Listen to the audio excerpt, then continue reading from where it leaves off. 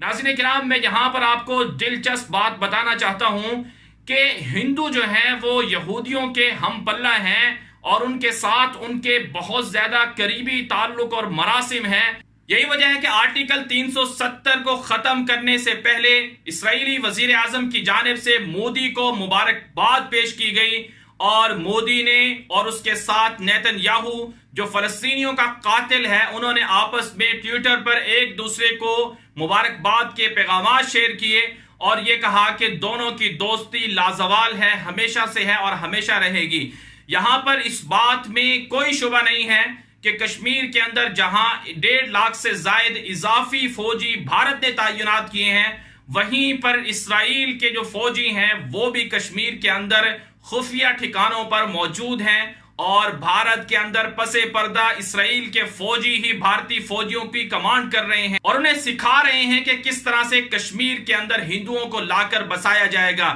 کشمیر اور فلسطین دونوں ایک ہی طرح کے ہیں، دونوں کے اندر بسنے والے مسلمانوں پر مظالم ڈھائے جا رہے ہیں۔ 70 سال سے زائد کا عرصہ ہو گیا فلسطینیوں کو یہودیوں کے مظالم وہ برداشت کر رہے ہیں، اور 70 سال ہی سے زائد کا عرصہ ہو گیا کشمیریوں کو وہ بھارت کے مظالم برداشت کر رہے ہیں۔ 1 لاکھ سے زائد کشمیری بھارت اب تک شہید کر چکا ہے، 1.5 لاکھ سے زائد کشمیری اس وقت بھی جیلوں میں ہیں، اور بہت سے کشمیری جیلوں کے اندر وفات پا چکے ہیں جو بھارتی تشدد کی وجہ سے جن کی وفات ہوئی ہے۔ بھارت اور اسرائیل دونوں آپس میں ایک ساتھ کھڑے ہوئے ہیں، اور یہ ساری جو صورتحال اس وقت کشمیر کے اندر چل رہی ہے وہ بھی دراصل اسرائیل کے کہنے پر اور اسرائیل کی پشت پناہی کے بعد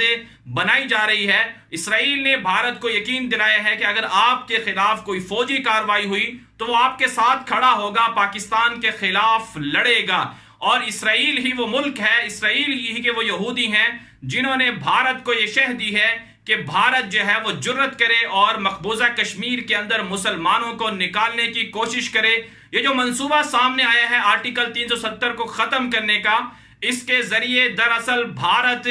کشمیر کے اندر ہندوؤں کی بستیاں بچانا چاہتا ہے، ہندوؤں کو لا کر وہاں پر بسانا چاہتا ہے تاکہ کشمیر کی جغرافیائی حیثیت کو تبدیل کر دیا جائے، ہندوؤں کو لا کر وہاں بسایا جائے اور مسلمانوں کو اقلیت میں بدل دیا جائے، تاکہ بعد میں مسلمان آزادی کا نام لیں اور نہ ہی کشمیر کی کوئی پہچان ہو، کشمیر کی شناخت بھی ختم کر دی جائے۔ اس کے علاوہ جو مذہبی تحریکیں ہیں، مذہبی شاعر ہیں، انہیں بھی تہ و بالا کیا جائے، انہیں بھی ختم کیا جائے۔ یہی حال فلسطین کے اندر اسرائیل نے کیا تھا، اور آج 70 سال سے زائد کا عرصہ ہو چکا ہے۔ فلسطین کے اندر آئے روز ہم سنتے ہیں کہ اتنے فلسطینیوں کو اسرائیل نے شہید کر دیا، اتنے فلسطینیوں کے گھروں کو مسمار کر کے یہودی آبادیاں قائم کر دی، یہودی بستیاں بنا دی ہیں۔ یہی حال کشمیر کے اندر بھارت کرنے جا رہا ہے۔ بھارت جو دنیا میں اپنے آپ کو جمہوریت کا سب سے بڑا چیمپئن کہتا ہے، علم بردار اپنے آپ کو گردانتا ہے،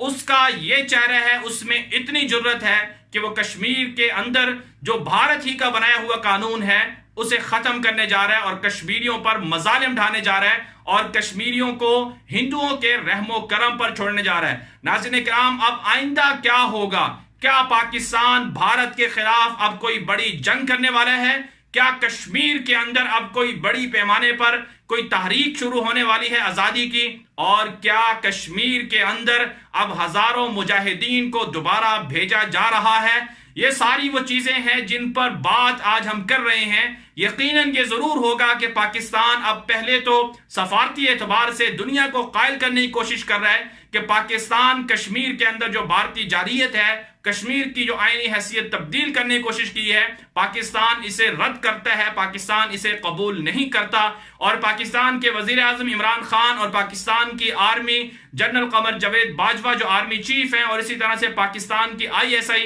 سب نے مل کر اس بات پر اتفاق کیا ہے کہ بھارت کے خلاف اب فائنل مرحلہ شروع کیا جائے گا، آخری راؤنڈ کھیلا جائے گا، اور یہ فائنل گیم ہوگی، اور اس کے اندر بھارت کو اب مزہ چکھانے کا پکا عزم کر لیا گیا ہے، اور اس کے ساتھ ساتھ اگر دنیا نے پاکستان کا ساتھ نہ دیا اور بھارتی جارحیت پر خاموشی برتی تو اب آئندہ پاکستان بھارت کے خلاف کشمیر کے اندر داخل ہوگا، اور کشمیر کے اندر داخل ہو کر کشمیریوں کے ساتھ مل کر بھارتی فوجوں کے پرخچے اڑائے گا۔